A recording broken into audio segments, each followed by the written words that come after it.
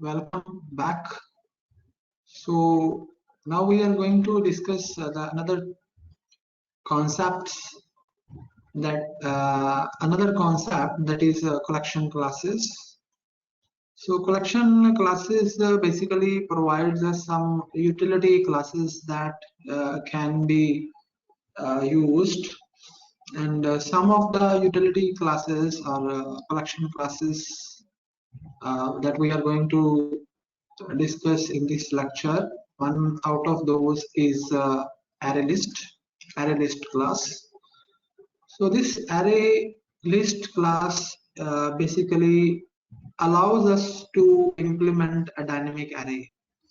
If you create the array as we discussed earlier, then that array is static in size. So once you have allocated the memory for the array, you can't change the array size.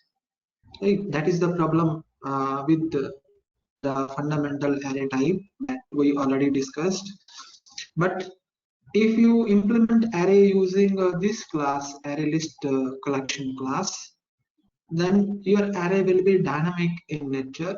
Its size can be increased or decreased during the execution of the program.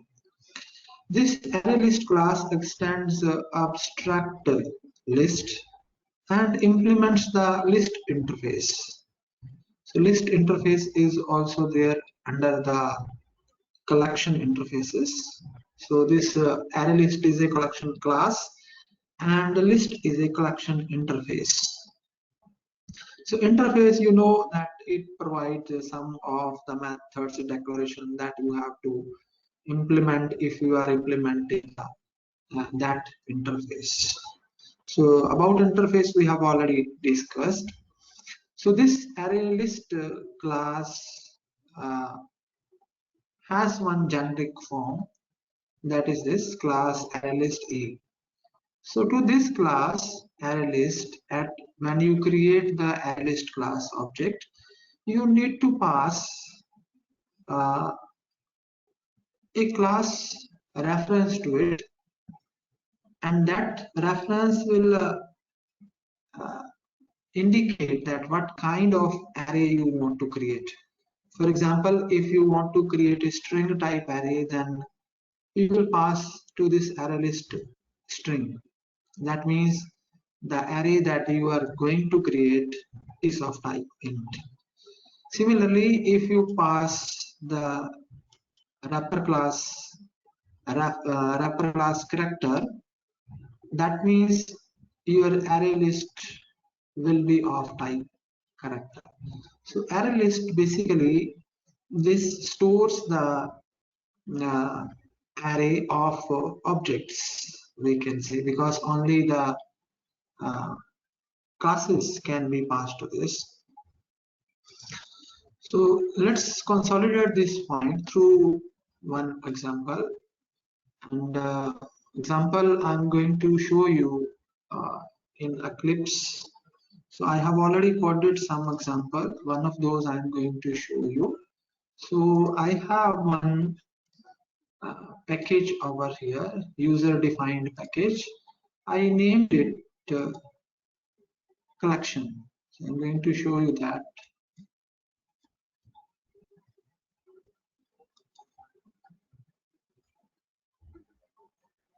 Wait for a minute. So here in source, and this is the package name that I have already created.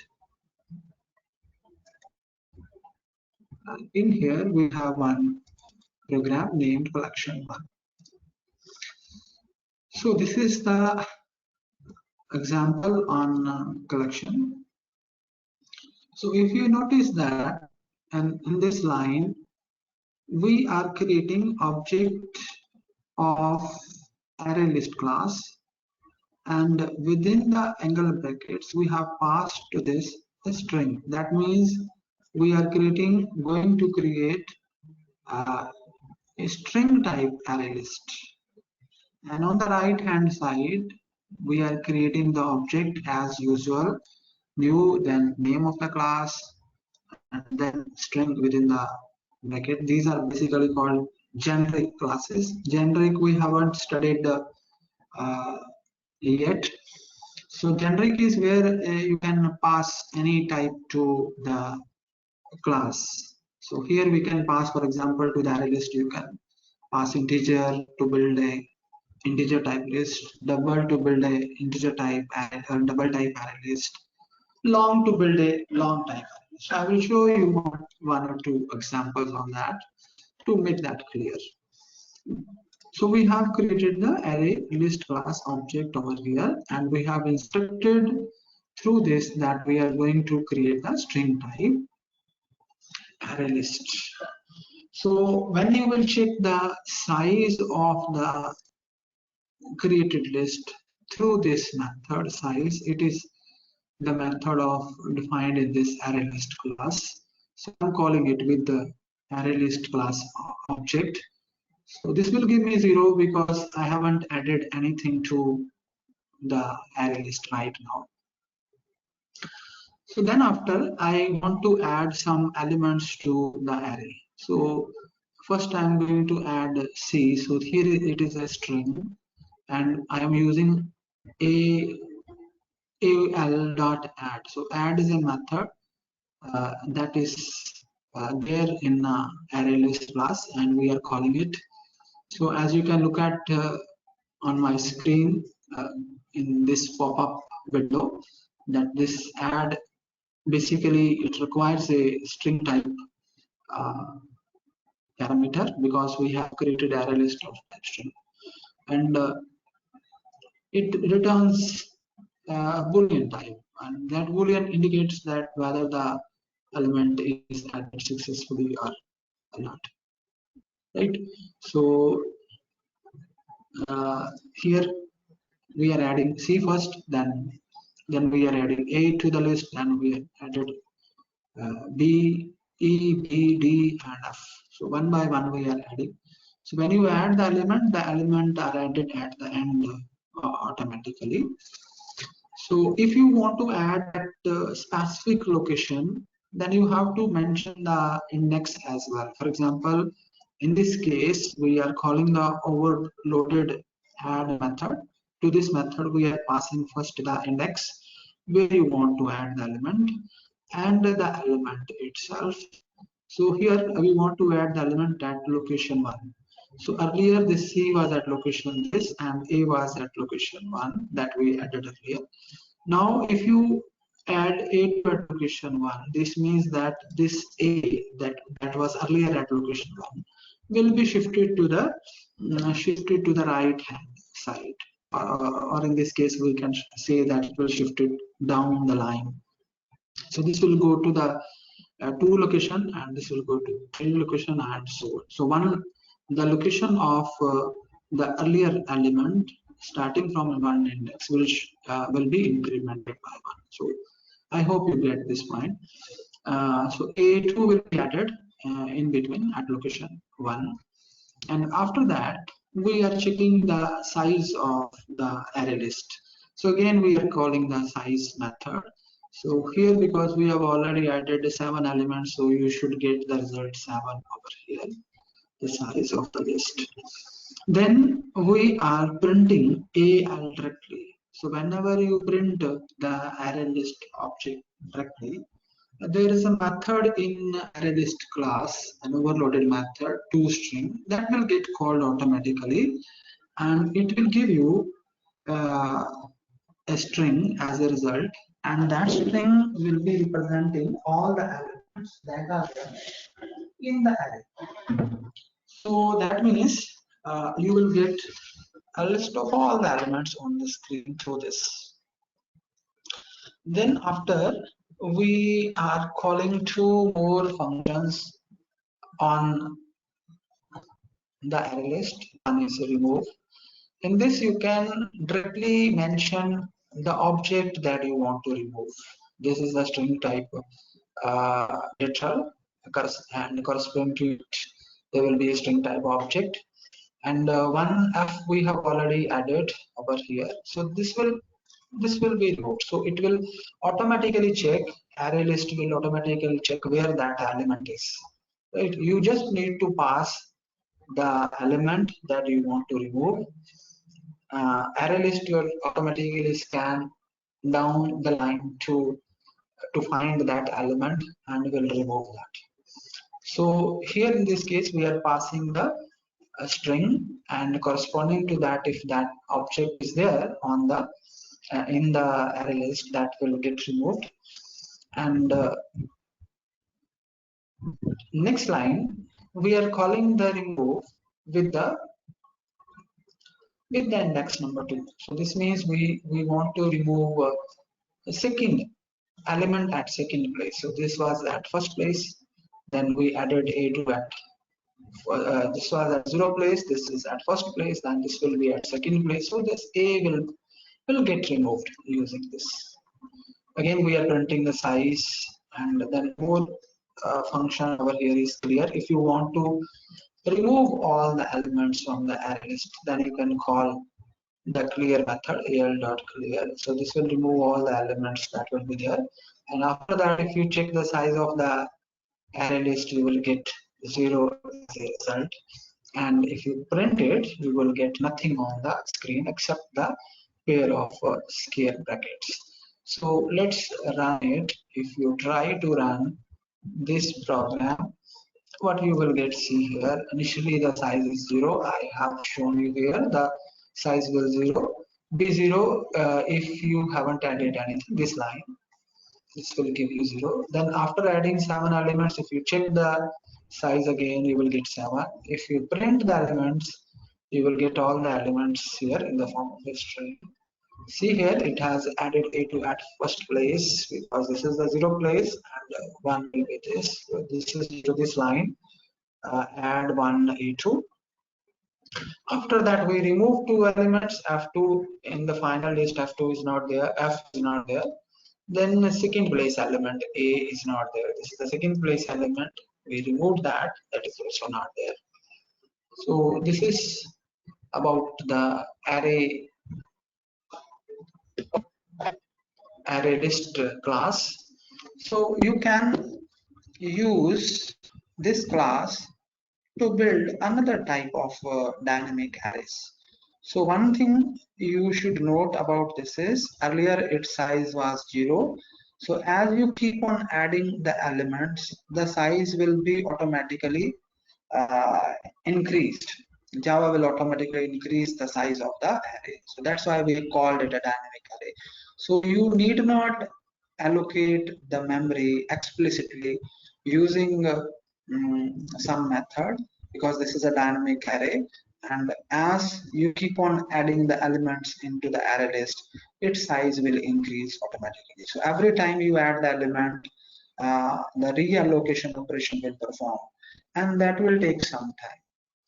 So this is a little bit costlier in case of execution time, because every time you add the element, the Java will increase the size of the array, and for reallocation some time is required. So that means this process is time consuming. So to avoid frequent reallocation, you can use one statement, one method to set the size of the array list, and that you can do through this function or method, that is al.ensure capacity. This will increase the capacity of the array list, and when the array list capacity is increased, that means it will be able to hold that number of elements. And if space is there and you want to add the element, in that case reallocation will not be performed. And if the array list is already full and you are trying to add more elements, then only the Java performs the reallocation, increases the capacity of the array. So this is the method that can be used to set the capacity of the array list to certain number, and to avoid frequent reallocation in this case. So this can be used to set the size. Now I'm going to show you the next problem. Through this we are trying to implement integer type dynamic array. So instead of string, I have changed this to integer. I have highlighted this portion to differentiate it from the previous program that we discussed. So we are creating the array list object again, but this time we have used integer as a parameter, we can say. And we are creating the right hand side the array list object. So again, if you print the size, naturally you are going to get 0 because we haven't added anything to the list, and size will be 0 by default. Then we are adding some elements. So the important point over here is we can add only the objects to the array list, right? But this time we are passing the fundamental data type. So what is happening over here is if you use the fundamental data type, then that fundamental will be automatically converted to object of corresponding wrapper class. So this 12 will get converted into integer object automatically through autoboxing, and that object will get added into the array list. So please note again, we are here when we declared the object of ArrayList class, we used integer wrapper class over here. That means we want to build array of objects of type integer, right? And you are using fundamental data type. That means that will get converted into object automatically. If you want to pass the object, you can do that as well. So that I have done in the lower section. I'm going to show you that also. If you want to add the object, I'm going to create the integer object over here as we just discussed in wrapper class. Wrapper classes, you can create the object like this: integer object ob, let's say 2 is equal to 45, right? So it will create the object automatically, and I want to add this ob object at the end of this. So I will call over here dot add and pass to this the integer object, that is my ob2. So in actual, you need to pass the integer type objects, but if you are passing the fundamental data type, that is also valid. But when you use fundamental data type, that will get converted into integer wrapper object automatically, and then that object will be added to the array list. So this is the important point over here. Rest of the code is same. We are adding some fundamental data types, and then we added one object representing the integer value 45, and after that we again called add function with two parameters. This time we want to add location 1, or let's change it to add location 3, a particular element 5. And after that we are printing the size. This is again easy, and then we are printing array list. You will get the string equivalent of the array. All the elements will get printed over here, and then we are removing the element at 6th place. Whatever will be there at 6th place, that I will show you later on. The important point is you are just passing the index of the element that you want to remove. So we want to remove the element that is at 6th index, that will get removed using this. Or if you want to remove a particular element, for example, I want to remove 78 from here, so I constructed an object corresponding to the fundamental type 78, an integer object, and then I can pass this ob to the remove method directly, and the array list will automatically search that throughout the list, and as it finds that element, that will get removed. So this is the case, and here we are removing the 0th element of the list using remove 0.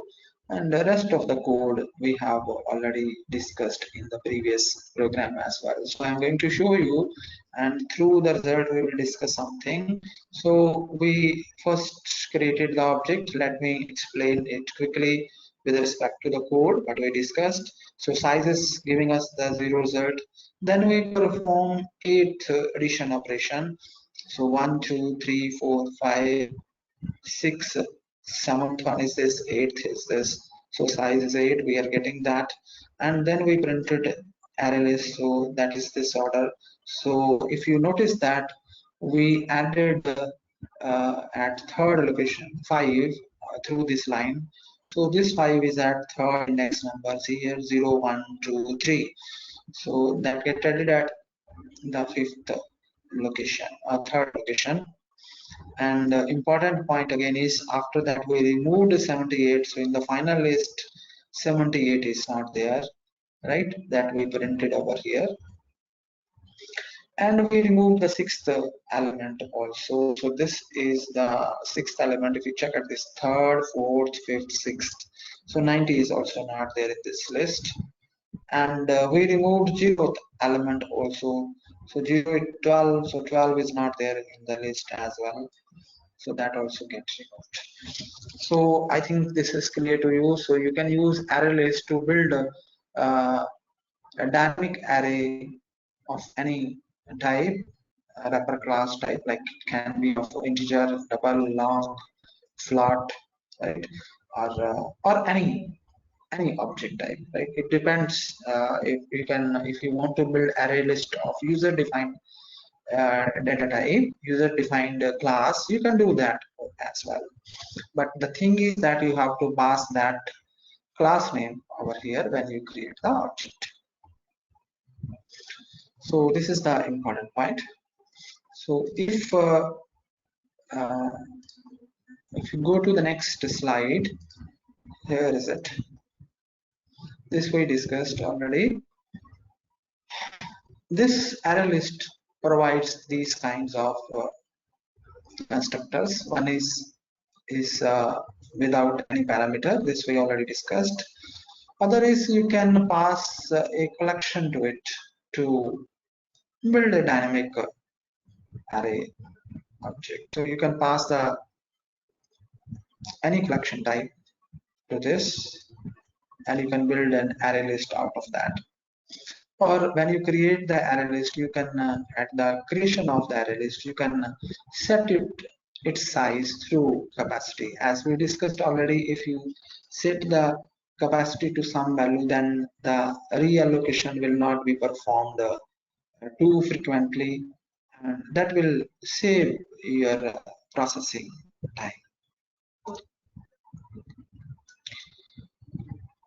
The next method, this we also discussed, ensure capacity. So no need to discuss this. This is also available in the Arraylist class.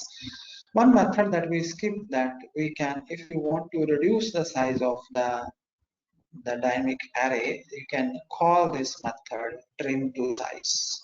If you use this trim to size, then the array size will be reduced to that number of elements. So let me show you this Eclipse. So here, after that, I'm going to remove some of the code from here. So this I'm going to remove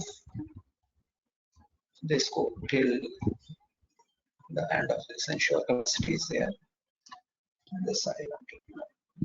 So after that, after up till here, we have 8 elements in the array list. I have shown you earlier. Now I want to reduce the array list size to 4.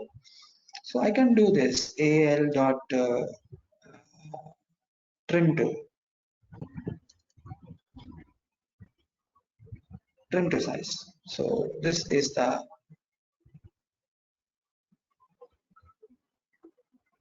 method.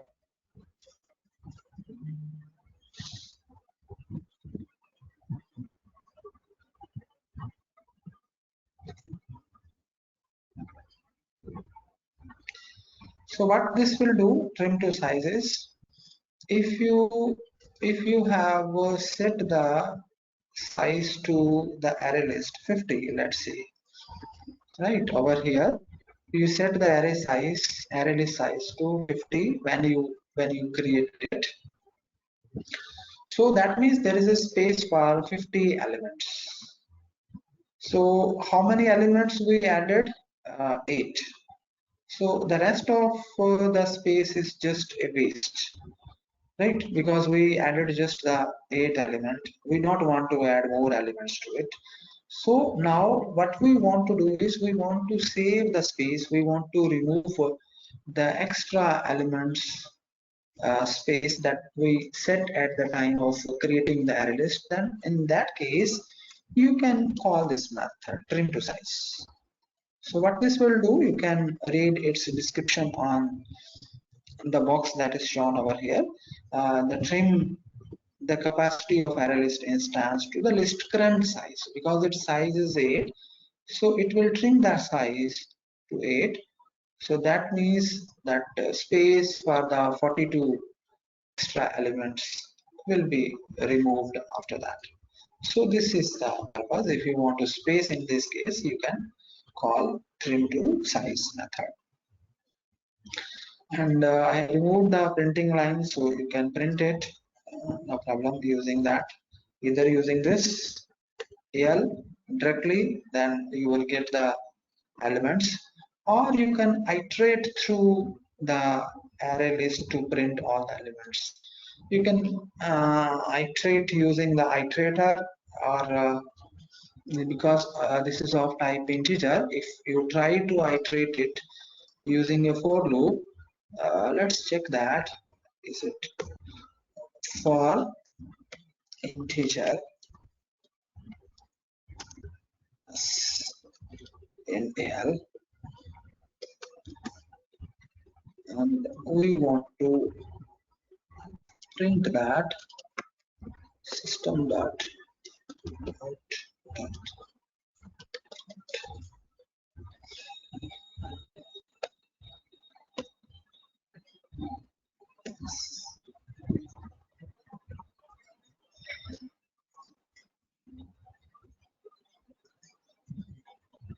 So this can also be used. So I am using for each loop to iterate through the arrays. So we are using over here integer s because we know that every element of AL is of type integer, right?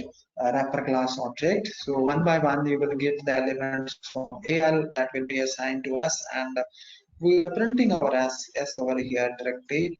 So because in s we have integer object of wrapper class. So when you print it, it will be automatically unboxed, and you will get the integer value, and then that integer value you will get on your monitor screen. So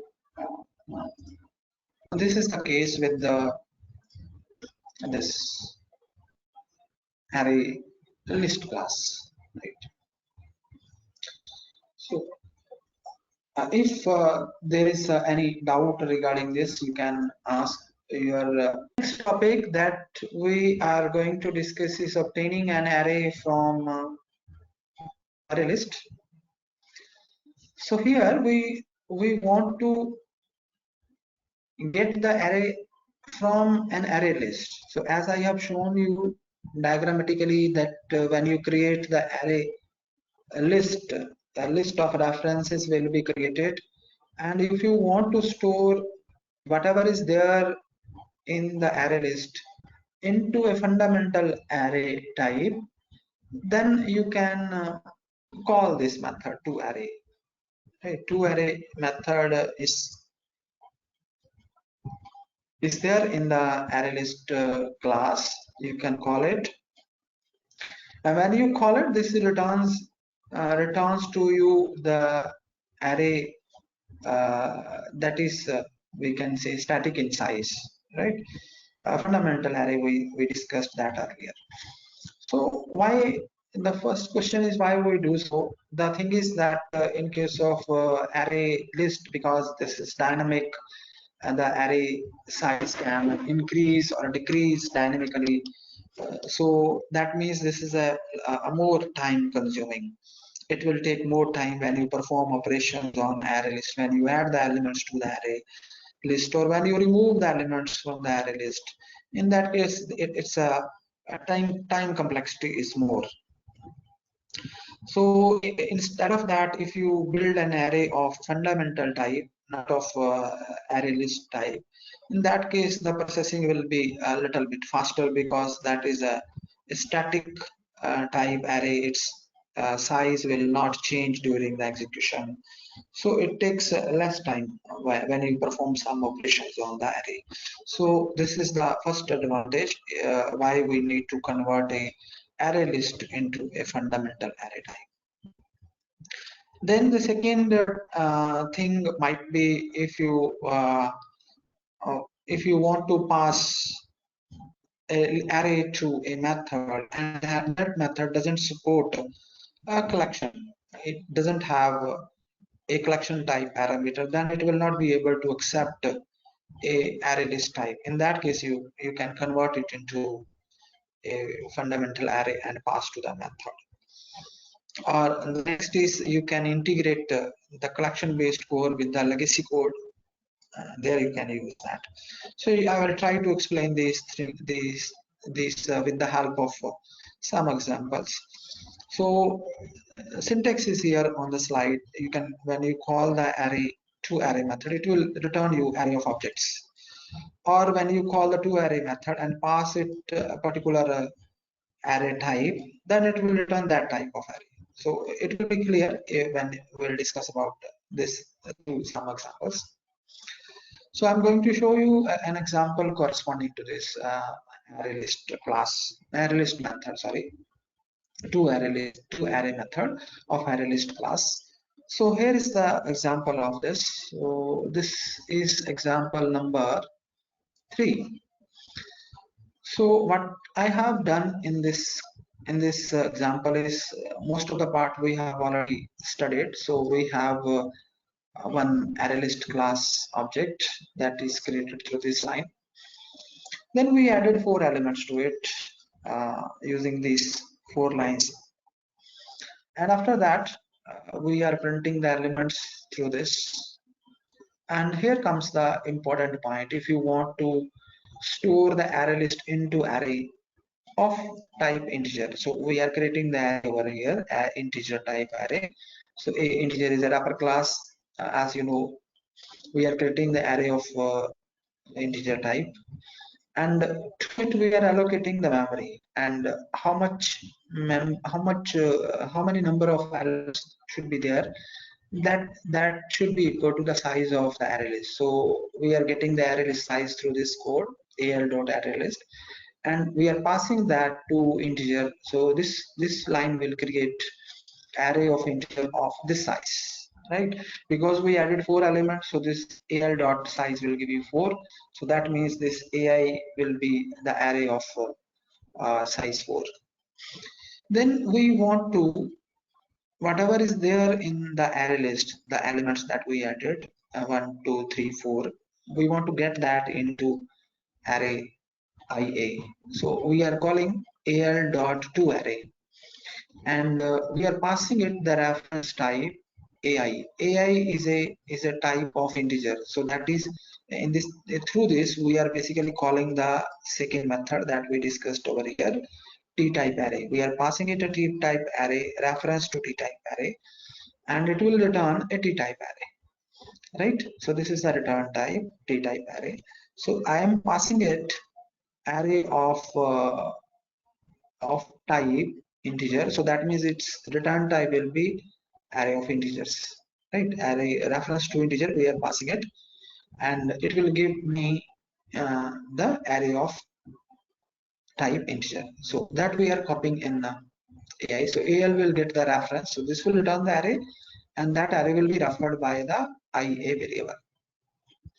And then we are finding the sum of these elements that we added to the array list through this for each loop. So we are basically assigning this element of ia to variable I, and then we are adding it one by one. So first this I will get the value 1, because one is there in the list, and then with this one will get added to sum, right? So at the end we will get the sum, that will be the sum of these four elements, 1 2 3 4. So you will get 10 as a result. So important point over here is this AI is a array of integers, but here the variable iterative variable is of type fundamental type int. So here auto unboxing will happen because the first element of IA is of type integer, it's an object, and we assigning it to fundamental data type. So unboxing will happen automatically in this for loop, and then that fundamental type will get added to this. And if I change it to a reference type, integer type, see what will happen. Again you will get the correct result, but this time you will get the object, one object at a time, from IA to I in variable I. And then when you are performing addition over here, sum is of type integer, and we are adding object to it. I is object in this case, and when you are adding an object to integer, as we discussed in the upper classes, that object will get converted into integer automatically. So here this I, before it get added to as sum, it will be converted to integer type, and then in that integer value will be assigned to us. So both the cases are valid. You can use integer over here. In this case, in that case, the unboxing will happen in this part, that is that I have highlighted over here. If in this situation, if I is of reference type of integer, then in that case the unboxing will happen over here, because I will be of type object, and if you are adding it to sum, then that will get converted to fundamental type integer, and will be added to the sum, and later on we will get the result on the screen. So in both the cases it is correct. I'm going to show you over here both the cases. If I change it to integer, still it is working. So this is all about this array to array method. If you want to get it, then you can do that. So if there is any issue regarding this, you can ask the questions right now.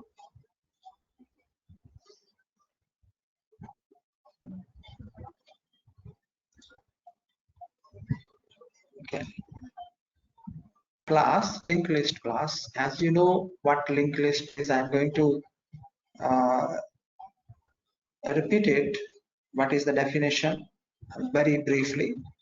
So linked list is a kind of a list that is basically dynamic in nature. That means its size can increase or decrease, and every element of the list is called node. So let me show you that diagrammatically what is list actually. If you have studied the subject data structure, then you might be aware of this. So every element of the list is called a node. So this is a node, and the node, very first node, is pointed by some special variable that is called start. So I have represented it with S, and the first node has a reference of the second node. So this is pointing to the second node, and the second node has a reference to the third node, and so on. So every node has two parts.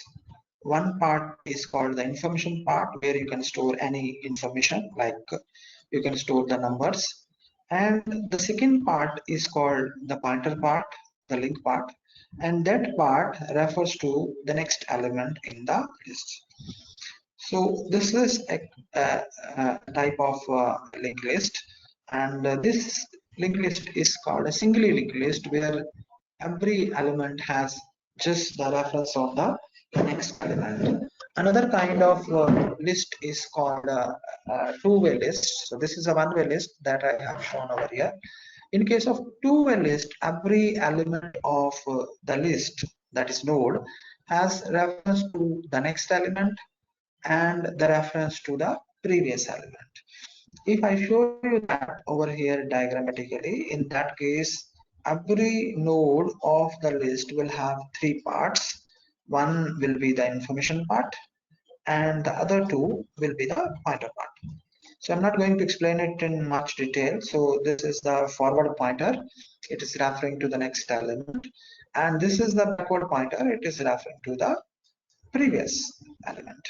So this is, in this case, generally the two-way list has two special pointer. One is start, that refers to the first element of the list, and the other one is the last variable that refers to the last element of the list.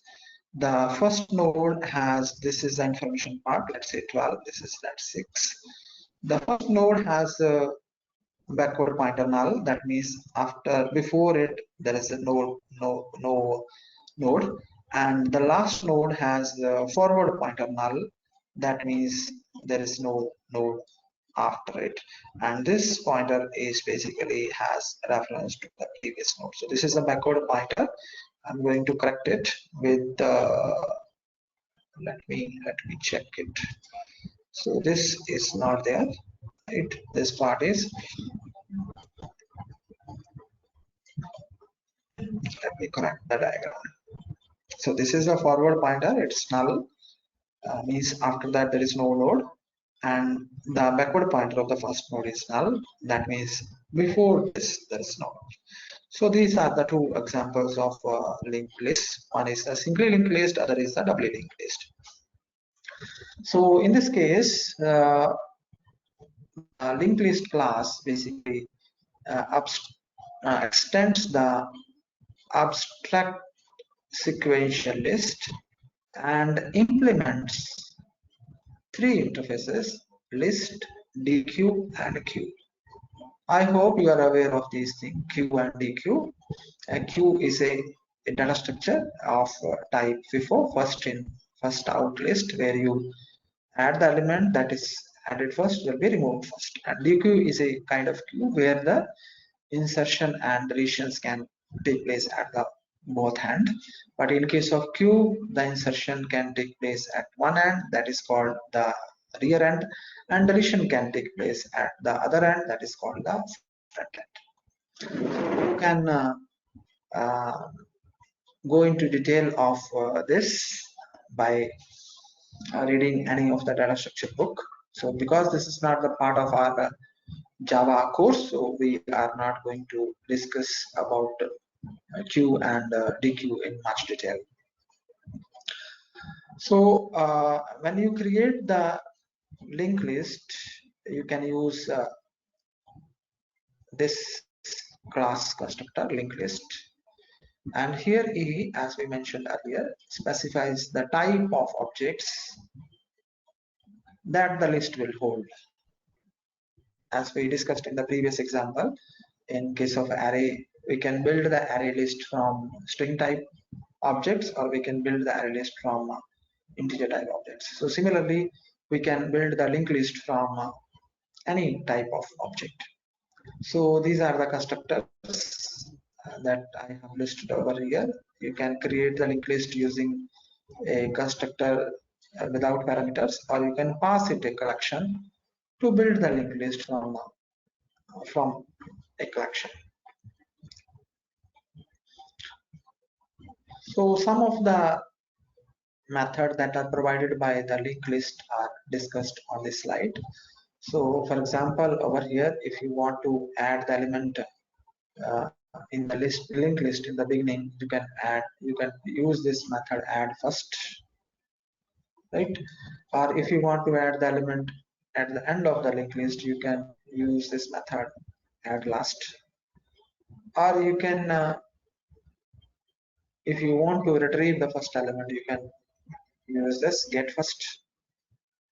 If you want to get the last element, you can use get last. Similarly, if you want to remove the very first element, you can use remove first. And if you want to remove the last element of the linked list, you can use remove last. So these are the methods. And I would like to show you the example on linked list that I have code code for already. This is the linked list. So in this case, we are in the very first line, we are creating the linked list using the non-parameterized constructor. Then we are adding some elements to the linked list using the add. Use the add method. The elements are added in order. So the very first node of the linked list will contain F. If you add this, this will be added as the second node.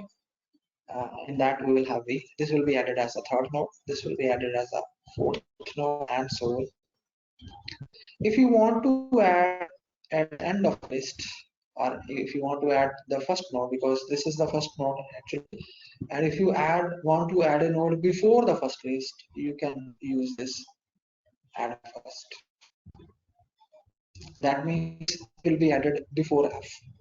And if you want to add the node at the end, you can use at last. So that means this Z will be added after the C node. So if you want to add a node in between, you use the another method. This is add. You are passing the index number.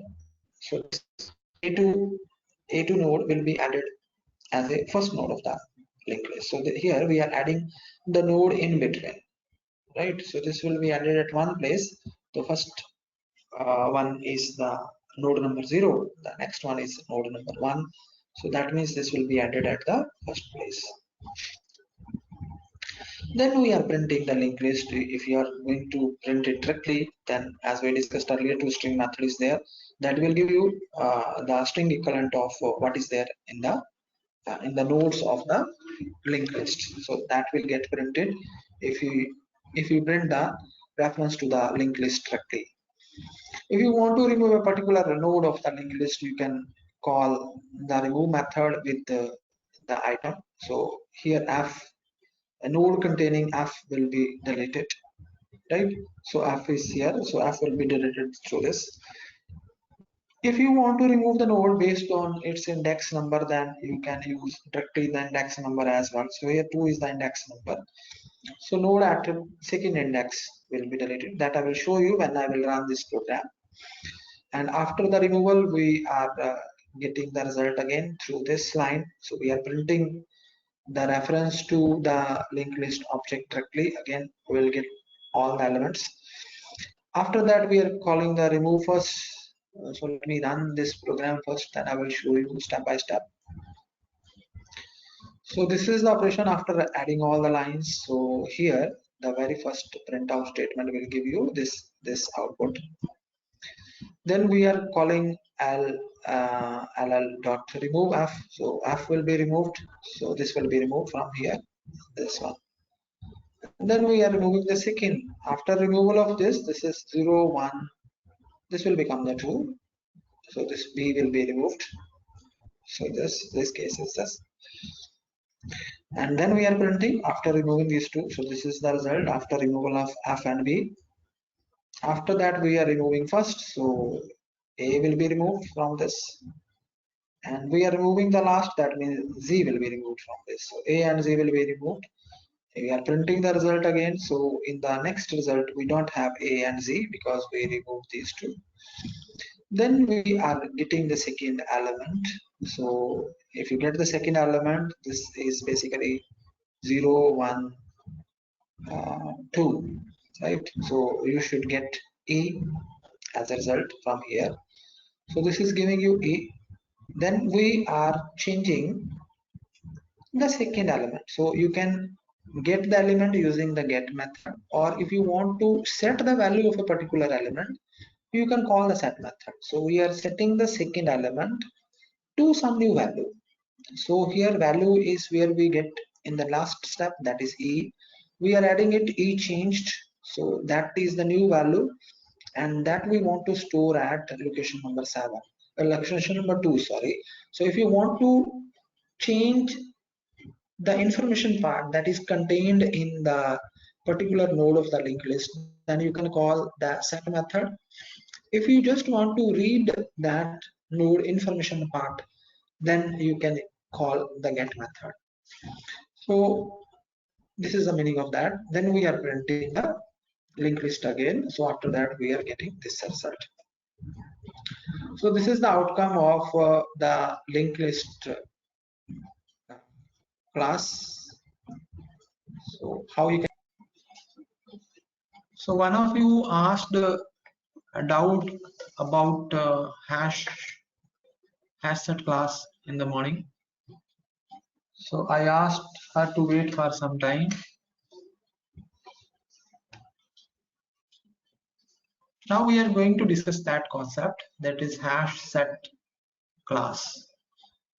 So basically hash set is a collection class that extends abstract set and implements the set interface. So the important point over here is this hash set class uses hash table for storage.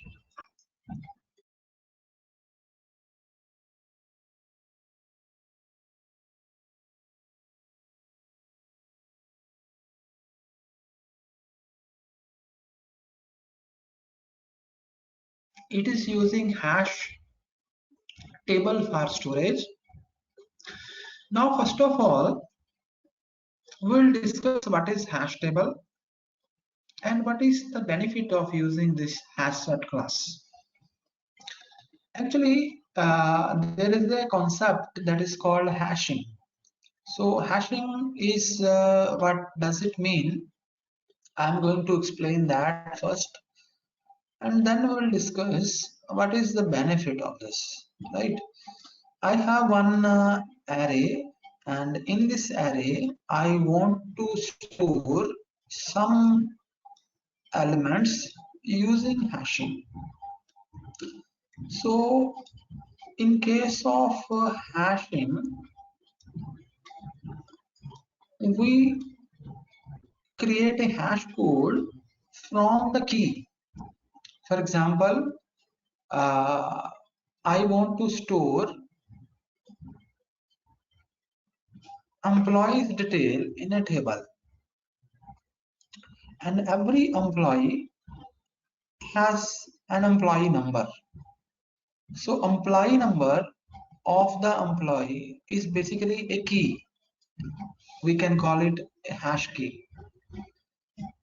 We have this key. From this key we try to find a hash code, and using that hash code we can store the employee information at that particular place. For example, let's say the employee code is a two-digit number, right? So this is the array. Let's say these are the array indices that I'm going to write, that I'm writing on the right hand side of it.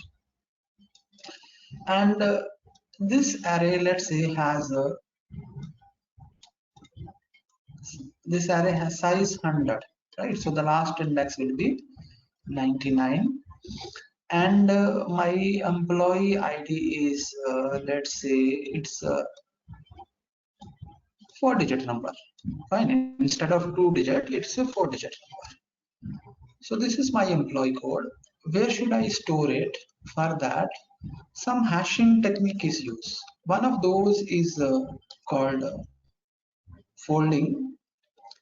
And in case of folding, what we do is we break the key in equal sized groups.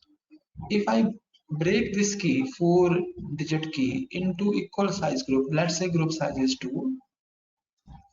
So I will create two subgroup out of this. One subgroup is 74, other is 73. So I will add these two, and after adding these two, I will get the result 77. So I will store the information about the employee or this key at 77 location. So let's say there is 77, so I will store 7403 at location 77, right? If I want to store another key, let's suppose 1604, 7605, let's say, where I will store this key, I will again find the sum of the subgroups. 16 plus 5 is 21, so I will store this at 21 place, right? So I'm going to write it somewhere here. I'm going to show you this again at my own will. I'm going to write where is this part. So this is my, let's say, index number 77, and in it we have 7403, and this is index number 77. And somewhere here we have array index number 21, and in this index number we have the number 1605. This is the key. And if let's say another key is there, 1704, again it will create the code 17 plus 4, 21, but 21 there is a number already over here. So this is in hashing, it is called a collision. Collision is a situation when you want to store any element in a hash table, and that element of the hash table is already occupied.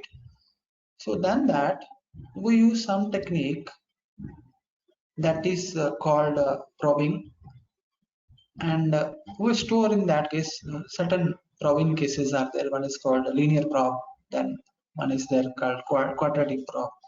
So if this is occupied, 21 is occupied, what we do is we find the next location that is empty. So next location 22 is empty, so we will store 7014 at 22nd location. This is called linear probing. So if one is the location that is generated by the hashing function, so there will be one function, we will pass the key to that function, hash function, and that hash function will give you a result, right?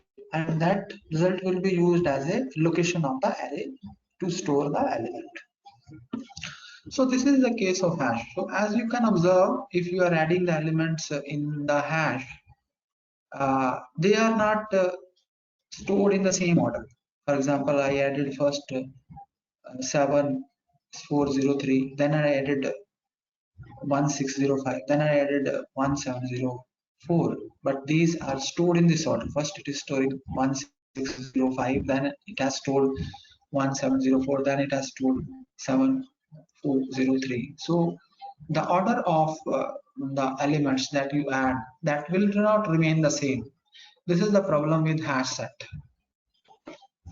Set, you know, mathematically set is a collection of elements, and in a set duplicate elements will not be there. So you can use hash set when you want to store a set, a set in Java, right? And set should not have duplicate elements. This is another important point.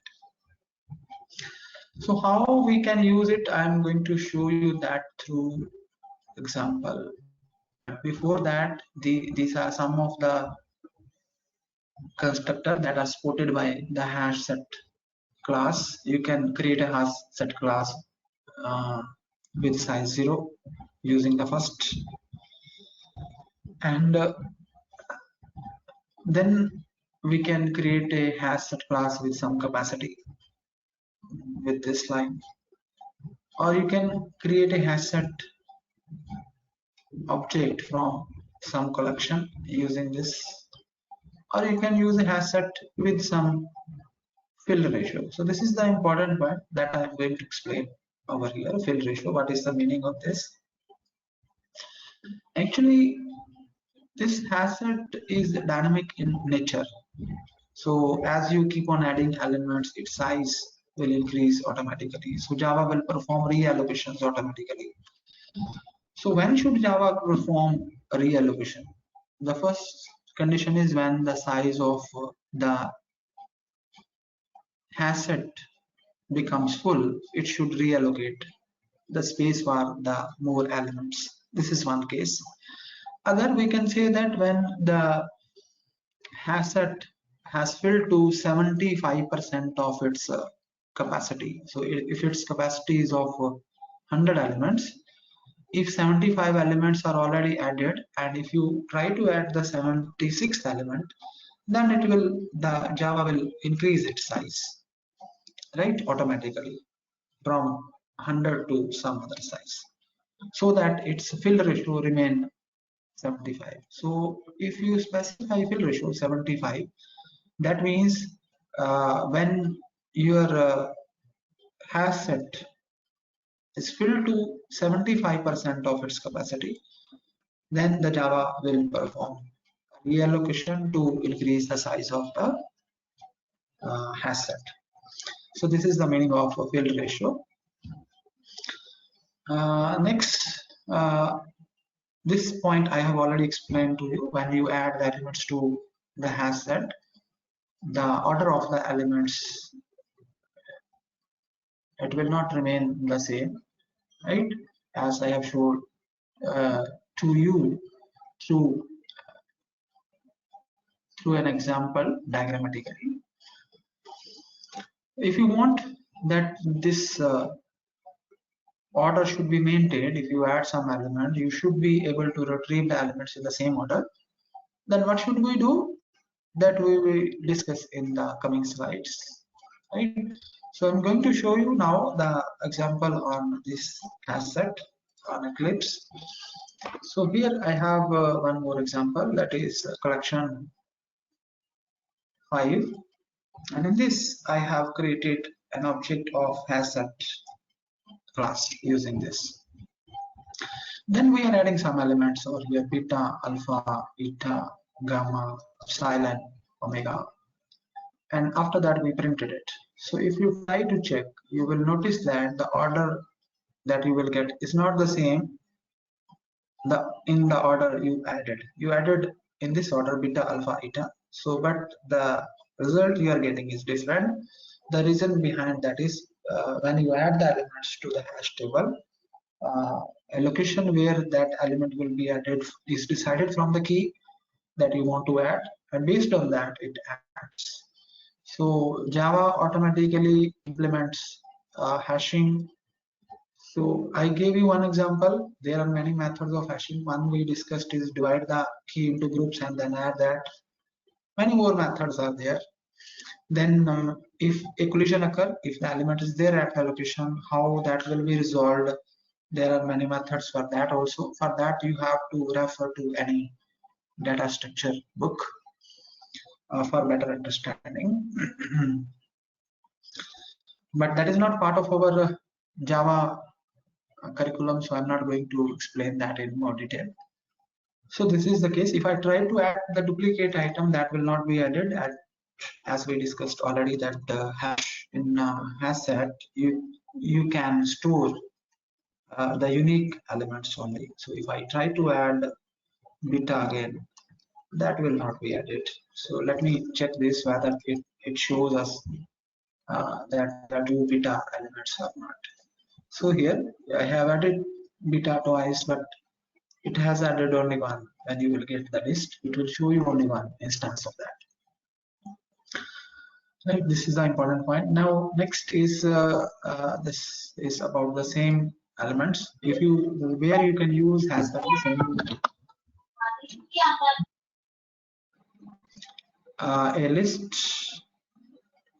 from which you want to remove the duplicate elements. So this is the actual list I have shown you over here, and from this list I want to remove all the duplicates, right? I want to get the unique element. So 12 is, let's say, twice over here. So in my final list 12 should come once. So I should, what is the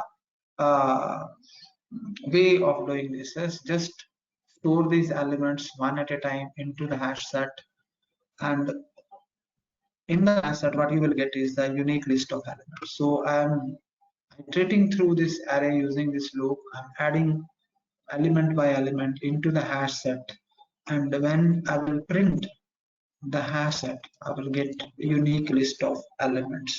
So let me check that.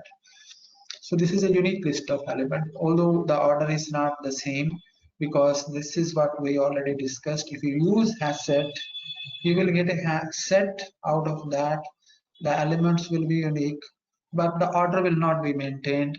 You may get elements in any order. Now the solution, what is the solution for this? How we can get the elements in the same order? For that you have to use another collection class, and that collection class is linked hash list hash set class. So linked hash set class is a class that is Hello. extended from that and Hello. doesn't add. Yes, So can we proceed it by tomorrow? can we? Proceed it by tomorrow, as the time is up. No, time is not I up. have a Today meeting. we So, have three lectures. I think today we have three lectures. so today is Friday, na sir? Is today Oh, Friday? I sorry, think sorry, sir. today is Thursday. I have, Yeah, right? We sorry. have class up to 12:45. I think you are mistaken in No, that no case. issues, sir. Oh, yeah, yeah. Sorry. So the solution for that is that we're discussing about is, if you want to get the list in the same order, you have to use the linked hash set class, and this class extends hash set and adds no methods to it, right? So whatever is methods are there in the hash set, the same methods you can use on the linked hash set class. But the advantage that you will get is the order in which the objects are added will be maintained, right? And the second is the elements in this case are maintained in a linked list, right? This is the second difference. Uh,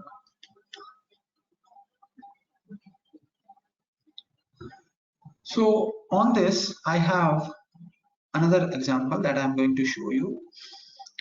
Here is the example for that. This one. So in this example, again, we have an array of elements. Some elements are duplicate in this, and we created an object of hash linked hash set type, this one.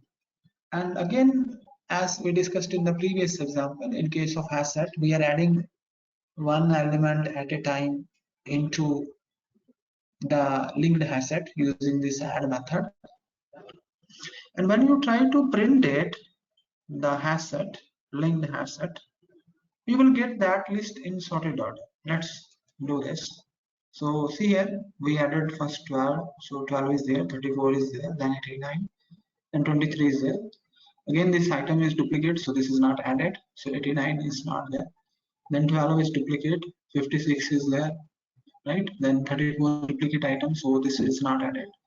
59 is there, then 25. So if you want to get the items in the same order, then you can use linked hash set. The rest of the functionality of the hash set, the methods that we discussed in the previous example, are applicable on linked hash set also, because this is the subclass of hash set. So all the methods you can call on this class object as well. So if there is any doubt